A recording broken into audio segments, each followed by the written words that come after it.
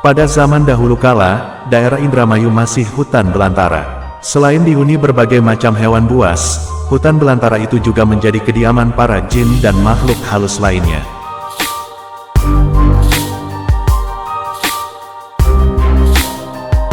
Hingga suatu masa, Raden Wiralodra datang dan berniat membuka hutan untuk dijadikan desa atau perdukuhan. Raden Wiralodra merupakan ksatria dari desa Banyu Urip, sebuah desa di Purworejo, Jawa Tengah saat ini.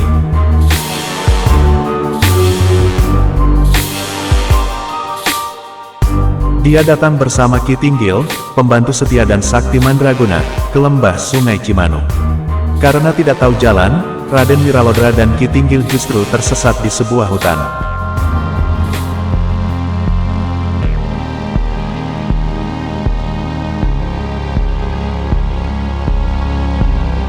Di sini mereka bertemu dengan Ki Sadum, orang yang mengasingkan diri dari keramaian dunia. Karena tidak tahu jalan menuju ke lembah Sungai Cimanuk, Ki Sidum meminta keduanya untuk tinggal beristirahat satu malam. Ki Sidum juga menawarkan kepada Raden Wiralodra seekor kijang kencana yang akan menjadi penunjuk jalan. Keesokan harinya, Raden Wiralodra dan Ki Tinggil melanjutkan perjalanan dengan mengikuti kijang kencana.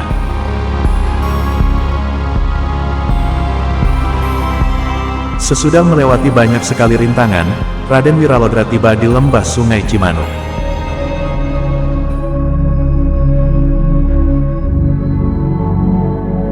Setelah beristirahat sejenak, Raden Wiralodra dan Ki Tinggil mulai bekerja membabat hutan untuk dijadikan permukiman penduduk.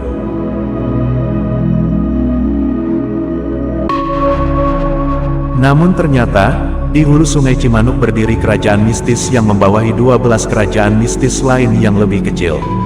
Penguasa kerajaan mistik tersebut berjuluk Budi Paksa.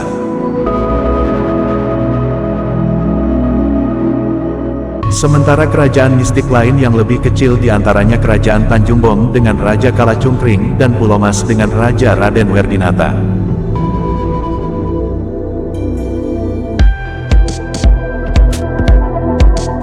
Pada bulan ketiga, para makhluk halus yang tinggal di kawasan itu mulai melakukan gangguan.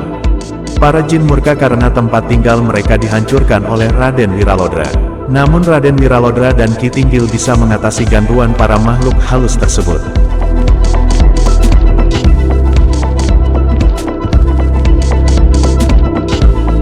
Karena tidak berhasil mengusir Raden Wiralodra, para jin melapor kepada raja mereka, Budi Paksa.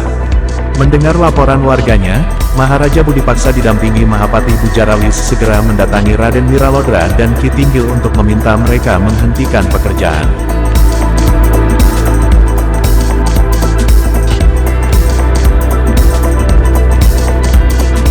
Namun Raden Wiralodra menolak yang menyebabkan pertarungan. Raden Wiralodra dan Budi Paksa dengan mengerahkan kesaktian masing-masing. Sesudah sekian lama bertarung, Maharaja Budi Paksa dan Mahapati Bujarawis tak dapat menandingi kesaktian Raden Wiralodra dan Ki Tinggil.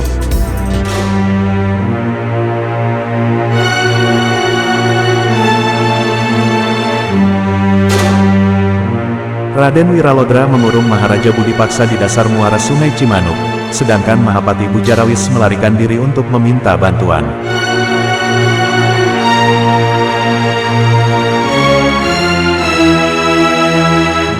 Baladerma pun datang. Para Raja Jin pun menyerang Raden Wiralodra dan Ki Tinggil. Rupanya kesaktian Werdinata, Raja Kerajaan Pulau Mas, bisa mengimbangi kesaktian Raden Wiralodra. Akibatnya mereka terus bertarung selama 12 bulan lamanya.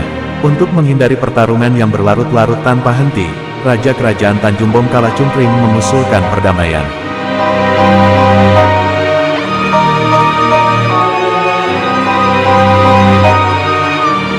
Sesudah berdebat beberapa saat, Wiralodra dan Werdinata bersedia berdamai. Untuk menjalin persahabatan, Raden Werdinata menyerahkan anaknya, Putri Inten, menjadi istri Raden Wiralodra. Sejak kesepakatan perdamaian tercapai, pekerjaan membuka hutan permukiman penduduk pun menjadi cepat terselesaikan. Raden Wiralodra menjadi raja pertama di kerajaan Lembah Sungai Cimanuk yang saat ini menjadi Kabupaten Indramayu.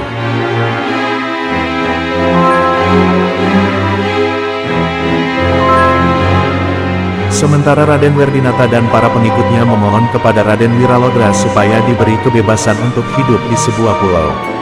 Mereka berjanji tidak akan mengganggu manusia, terutama keturunan Raden Wiralodra. Tentu saja permintaan itu dikabulkan oleh Raden Wiralodra.